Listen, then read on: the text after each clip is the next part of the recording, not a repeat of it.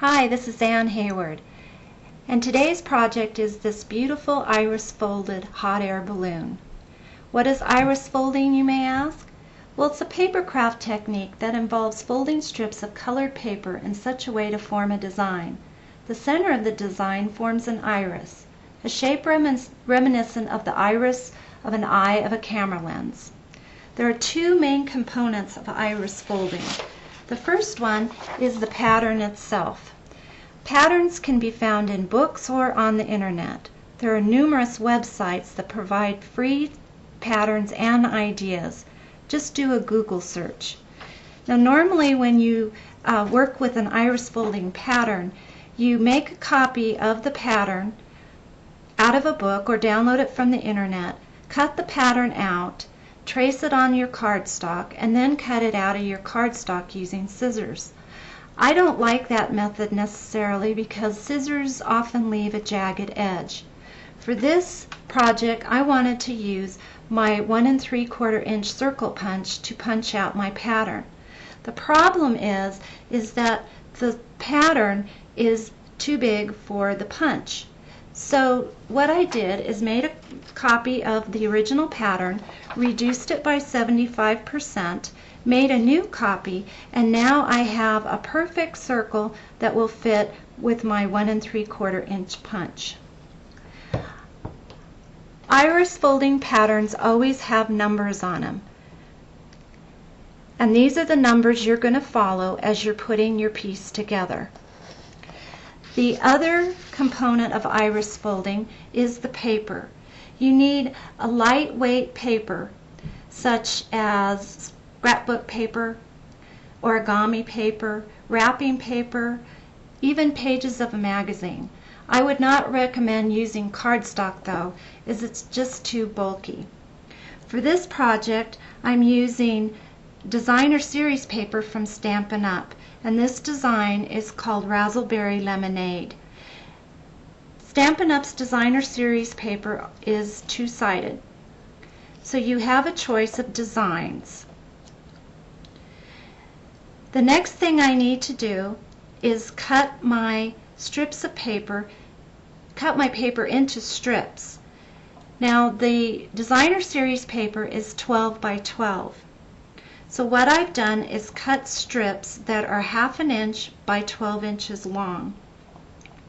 I have 4 designs because my pattern has 4 sections. To prepare the paper,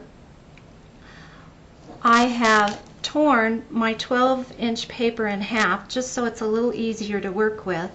And then I'm going to fold it in half, and using my bone folder, I'm going to make a really crisp fold. Then to cut down the bulk on the back of the card, I'm going to fold this piece in half, and I'm going to adhere it closed using snail adhesive from Stampin' Up. And again, I'm going to use my bone folder to make a crisp fold. And I've done that with all my pieces of paper. For the final design, I had already stamped my balloon gondola and the greeting. I find with iris folding that it's easier to do the stamping first because there's going to be so much bulk at the back side of the card. It's easier to stamp it first. The gondola is a stamp from Stampin' Up. It's in the Sweet Centers stamp set, which is currently found in the Holiday Mini Catalog. The greeting, it says, "What can I say, you made my day," is stem sayings, also from Stampin' Up. Let's get started. I'm going to take my pattern, and I've already punched my 1 3/4 inch circle. Now when you do iris folding, you always work from the back side of the card.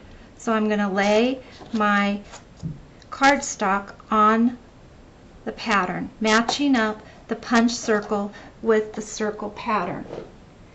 To keep the cardstock from moving while I'm working with it, I'm going to put a little bit of painter's tape. It can be either on the right side or the left side, it doesn't matter. This keeps the cardstock in place, and it also acts as a hinge, so you can lift your card to look at it while you're working your pattern. Now the pattern itself is segmented into 4 areas. This area is numbered 1, 5, 9, 13, 17, and 21. That's one segment. The second segment is numbered 2, 6, 10, 14, 18, and 22. That's the second segment. We have the third segment here and the fourth segment here. That's the pattern you're going to follow. Once you've decided on the design of your project and the order that you're going to use your decorative paper, it's time to begin. With my folded decorative paper, I am going to lay it with the fold to the center of the pattern at the line at number 1, and I'm going to see how much paper I need, and then I'm going to tear it. I only need that much, so I'm going to tear it. You can cut it with scissors if you'd like. I just tear it. You're going to put a little bit of snail adhesive on the ends of the decorative paper on the side that's going to go towards the front, and lay it down next to number 1 on the pattern. Then you're going to take your second piece, line it up with number 2, decide how much you need, add a little bit of snail on the ends, and with the fold to the center, line it up with number 2. Your third segment, you're going to line up with number 3, decide how much you need, put a little bit of snail on the ends, with the fold to the center, line it up with number 3. The fourth segment, same thing, determine how much you need, put a little bit of snail, and line it up on number 4, fold to the center. And then you're back at 5, and you start again with your first decorative paper and work around the pattern until you have a square in the middle, which is the actual iris. And this is what it looks like on the back. And as you can tell, there's quite a bit of bulk there. Now, most iris folding instructions will tell you to adhere your pieces of decorative paper with Scotch tape. I find that Scotch tape just adds a lot of bulk and would prefer to use the snail. To add your center, I've just punched out a flower, also from Razzleberry Lemonade, and I'm going to put a little bit of snail on the last 4 pieces. I'm going to lay my punched iris down on the card, on my work surface, and put the card over it, filling in the iris. Now, the next step and last step is to attach it to your cardstock. And I find, because of the bulk, snail does not hold the card to the card front as well as sticky strip. So I have added 4 pieces of sticky strip, peeled off the backing, and adhered it to the card. And we're done. There you go. Thanks for watching. Bye.